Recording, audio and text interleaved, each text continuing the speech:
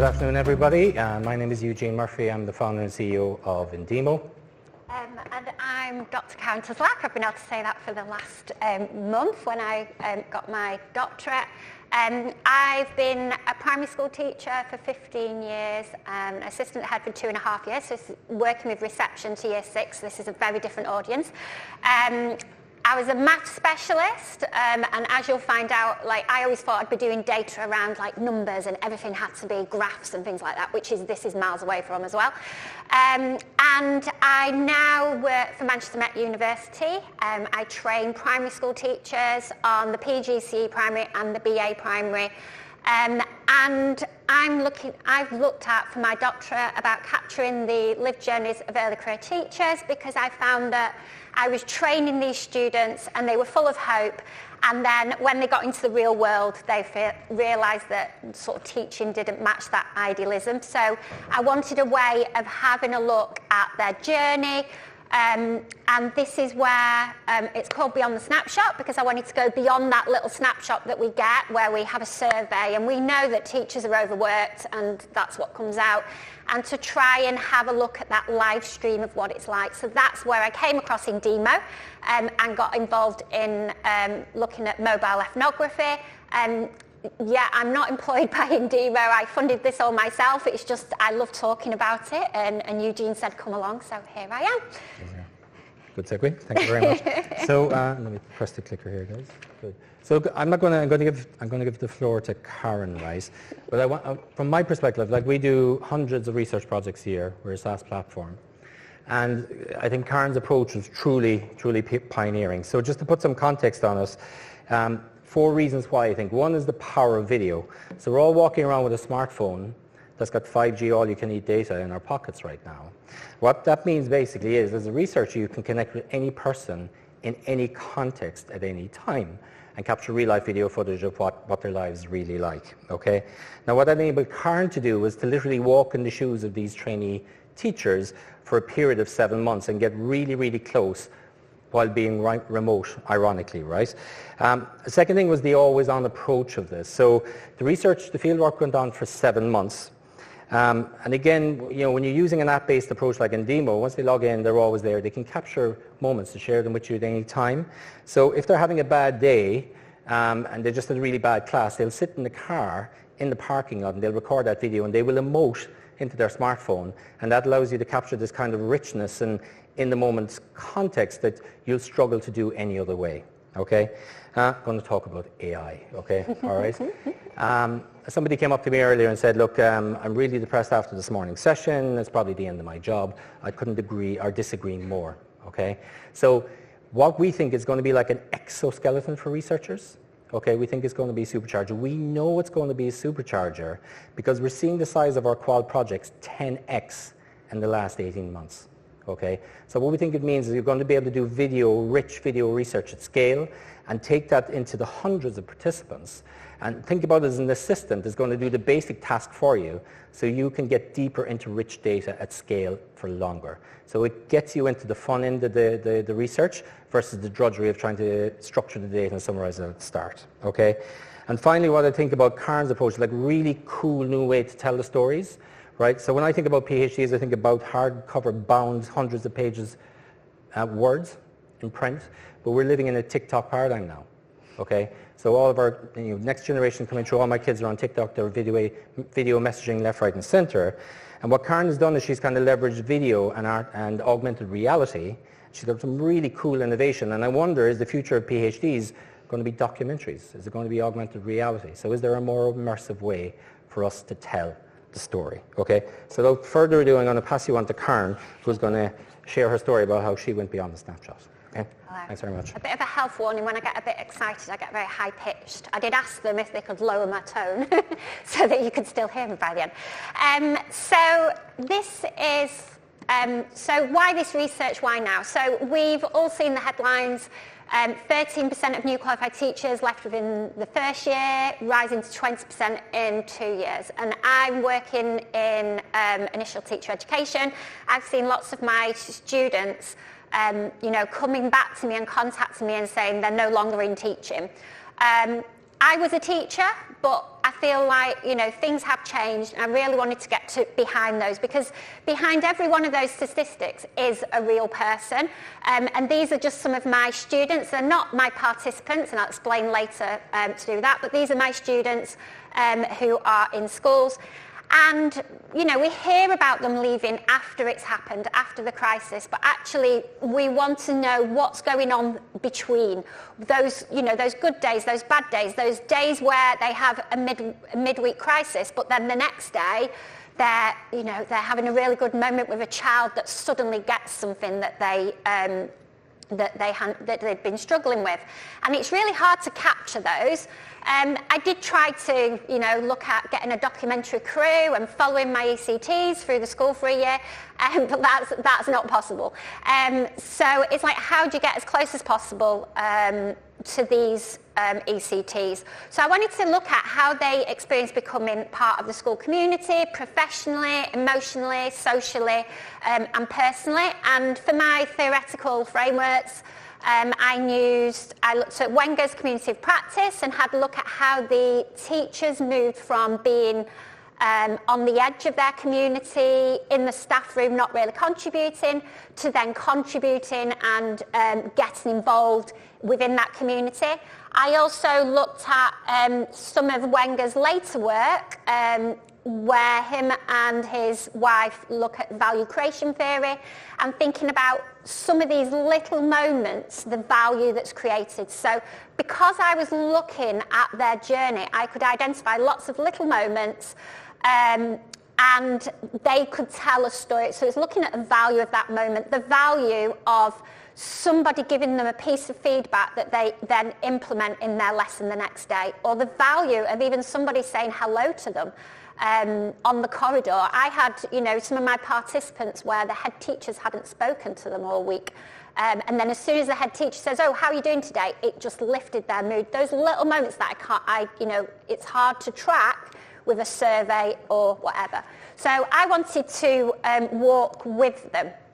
So mobile ethnography, this is an example of some data from other studies using Indeemo. Obviously, I'm working with newly qualified teachers, and I had to protect their anonymity, so I've used snaps of what other people have done, but it's the same sort of thing. So I wanted to go beyond the postcard. So a lot of research to me felt like, I was told when I was having my doctorate supervision, right, well, you know, you could do surveys, you could go and talk to them, you could do a focus group, things like this. And I was like, but I want to know what's happening. I don't want the postcard. I don't want that tidy message where everything is all wrapped up in a nice little bow and it arrives months after you've been on the trip or months after it's happened. So I wanted something that was there happening and I was seeing it straight away. I didn't want a survey at the end of 3 months, because we all know, you know, if I asked you about your jobs and I said, "Oh, what's it like doing whatever role you do?" depend what day I asked you, I'd probably get a very different answer. So I wanted that live feed. So this is what Indeemo gave me. It meant that my participants could, you know, share that video in the car after a bad lesson, or have a moment where they could, you know, be in their classroom just telling me and sharing what's just happened, positive or negative. So mobile ethnography enabled my participants to share reflections as they occurred. So instead of me thinking, "Oh, I wonder what data is going to come in a few months," I was seeing it day by day. It became better than looking at Facebook, because I was there with these people posting and they were sharing their stories with me, and it was fascinating, and I could see it as it happened. I wasn't having to wait.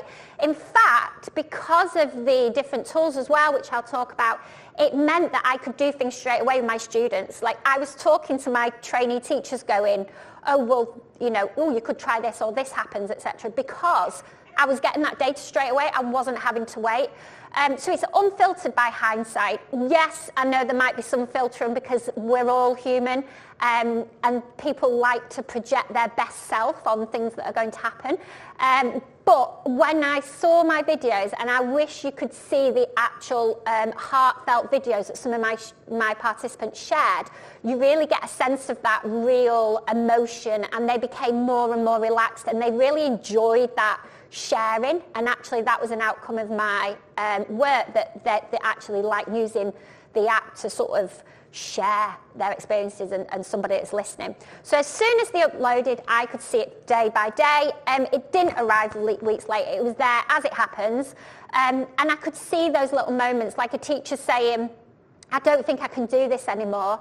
And then the next day, oh, the children came in and I love my job now. I'd never do anything different. So I'm seeing all those little moments as they unfolded. And it conveys a lot more than countless surveys. Surveys, yeah, they may have their place. And when I was a maths specialist and initially thinking, I was probably looking down that line. But now the amount of data and the richness, it gave me so much more than a survey. So setting up was really easy. This is a mobile of what the participants would have seen. I did a video, you don't have to, but I felt like it was a really good way for the participants to connect with me, especially because I wasn't in the field, but I was remotely in the field. So I had lots of videos explaining the tasks and what they needed to do. I had mine very, very open. They had an introductory video to do, they had a concluding video, and then I just said, share your moments. Any significant moments, share. And I gave them some ideas. It could literally be anything. So mine was really open, and these 5 teachers helped me sort of open their lives up to me, really, and shared. And they weren't really just participating. It felt like they were co-authoring.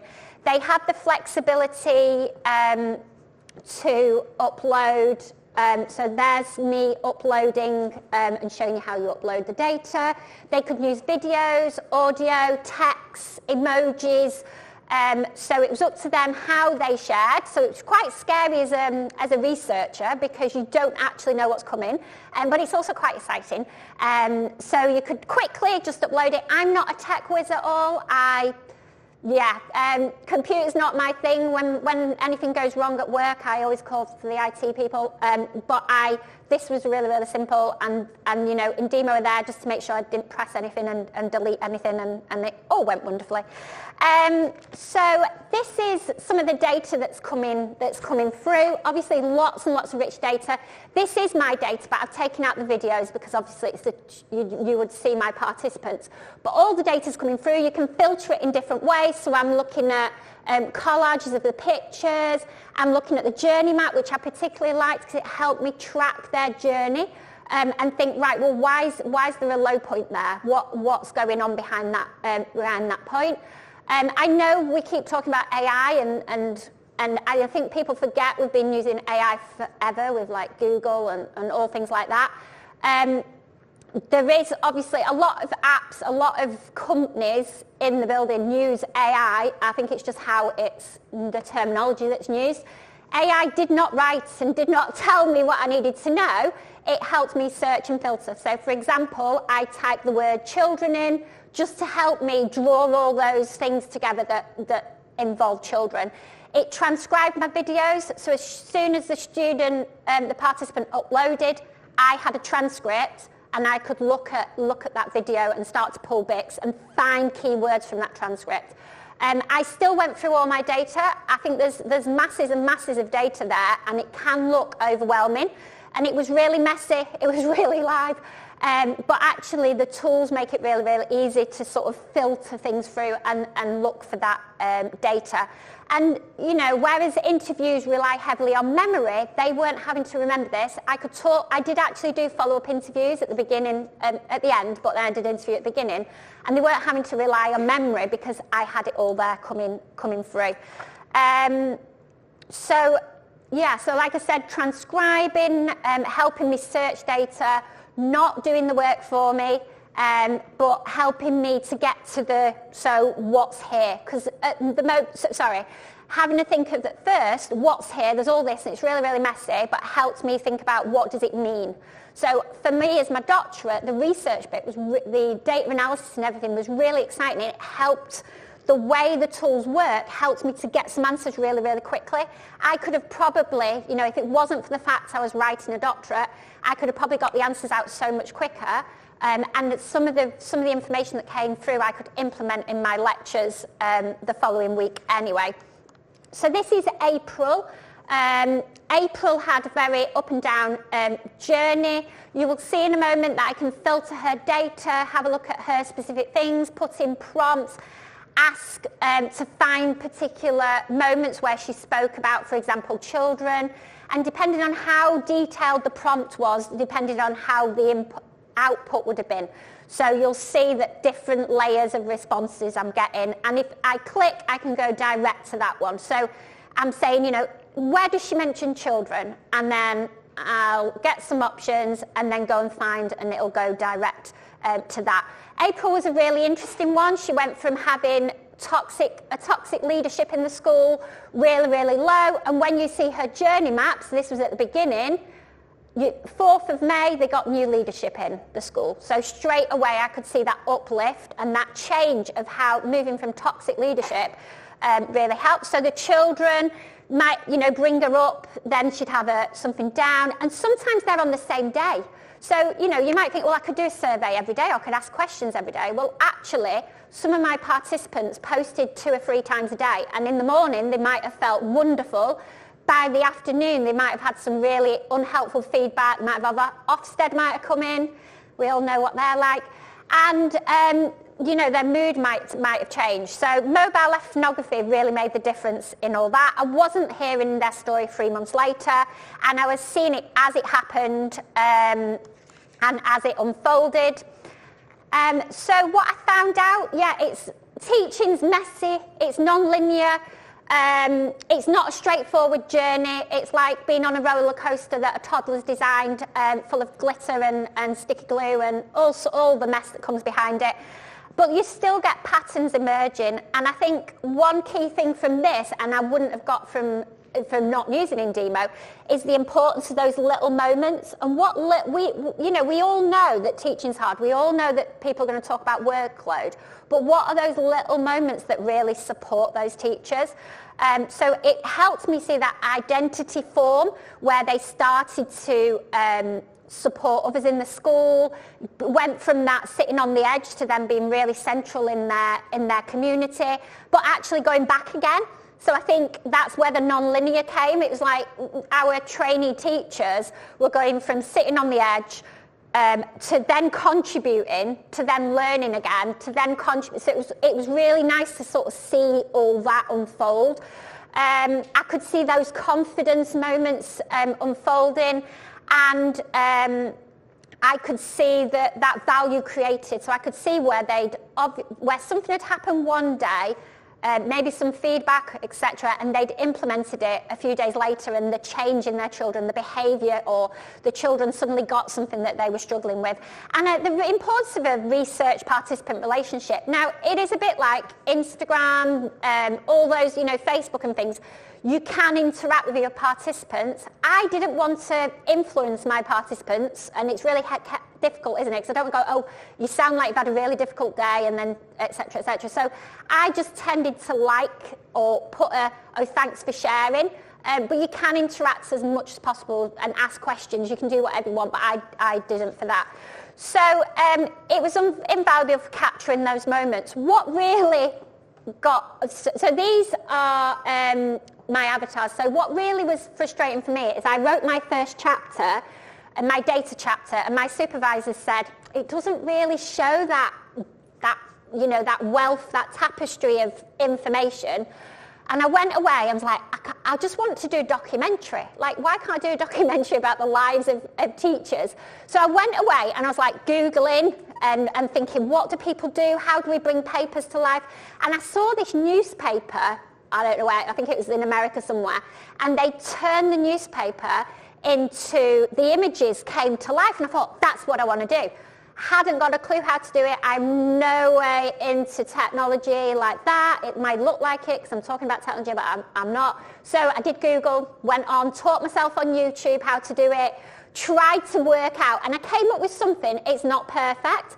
But actually what I wanted to do in my doctorate is bring the page to life. Yeah, you've got a QR code, you can move, can't you, to another page. But I wanted my page to come to life. So as you can see, participants, readers can scan my page, and the participants came to life. The second frustration in the academic world is it's not like the business world where, in a weekend, they can suddenly get all the data, turn it into a wonderful video, share with all their CEOs, and that's done. I couldn't do that. I had to go through all sorts of things. You know, I'm writing my doctorate for starters. I had to turn my participants into avatars. So we've got Jeffrey, Ted, April, Gladys, and Sylvia. Answers on a postcard if you know where those names come from. I'm not expecting many people to know that. So they were my participants. So I turned their videos into avatars. It wasn't perfect. It's another thing I tried to work out how to do, but I felt like I wanted my readers to really see what I was seeing as much as possible, because the data was just so alive and so, you know, emotional. But it was really hard because I was like, you know, I'm restricted to this page and black and white sheet. So that's what I did and turned my page to life. So my final slide, you'll be glad to know, is I wanted to get close to my participants and see what it's really like to be a teacher, be a new teacher, and see those moments going beyond you know, surveys and those traditional methods. I want to sort of try, now I'm going to carry on and I'm not restricted by my doctorate. I want to be able to get research out even quicker, because I was seeing instant things that I could instantly implement, but had the, you know, obviously loopholes and things that I needed to go through. And I wanted to, you know, don't wait years and years and years when you can get that data coming in, you can analyse it quickly and can share those. And this allowed me to share the journey of the participants as much as possible, be in the field without being in the field. So I felt really close to them, considering that we were miles apart. And it goes beyond that snapshot of just saying, oh yeah, how's that person that day? What's it like to be a teacher? Well, actually it tells you that unfolding story. If you would like a copy of my of the presentation and watch the videos again and zoom in, the QR code brings the PowerPoint onto your devices, so you can have a copy of that, and you can zoom in and look at videos and things like that. Eugene, do you want to say anything again at the end? Eugene's just start there. It felt quite daunting, sort of thinking, are you sure you trust me to tell this story? It's just, you know, so yeah, thank you very much. I hope that was interesting.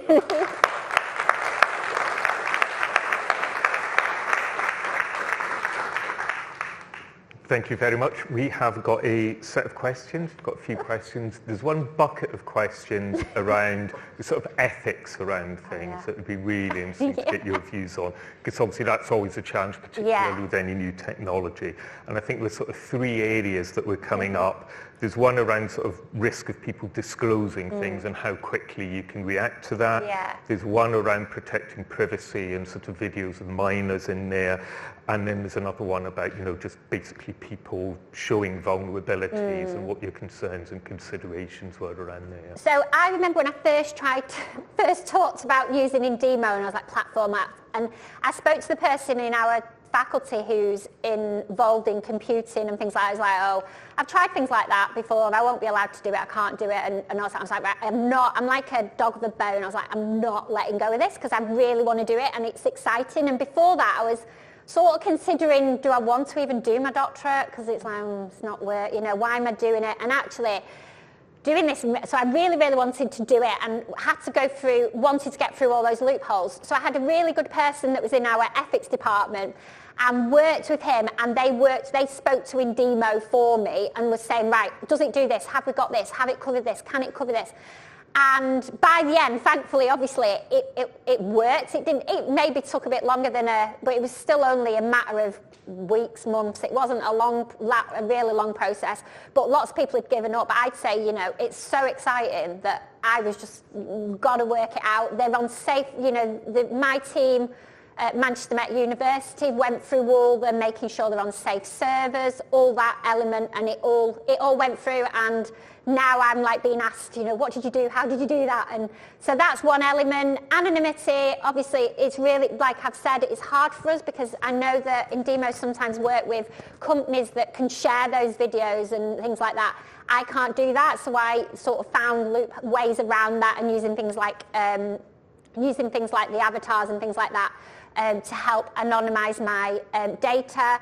Vulnerability-wise, it's really difficult. Nobody said anything that made me suddenly, it's very, very difficult because these people are sharing things, and I'm trained mental health first aider, and things are coming through, and so you've got to sort of be mindful of the participants without interrupting sort of the data. So I was really aware of that, and I think the videos and really helping me get into their headspace sort of helps me build this relationship with them that I could, if I needed to, sort of go and talk to them. And they really liked this platform. A lot of them said it felt like some have gone on to use blogs and things because they like that offloading and that sharing and things. It was actually a very therapeutic, one of them said, very therapeutic.